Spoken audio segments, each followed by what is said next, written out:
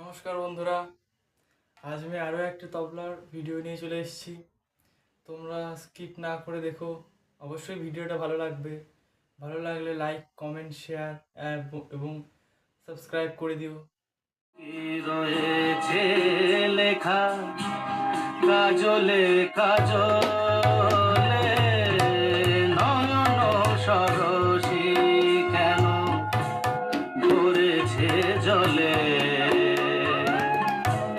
কত কি রয়েছে লেখা কাজলে কাজলে নয়ন সরসী কেন।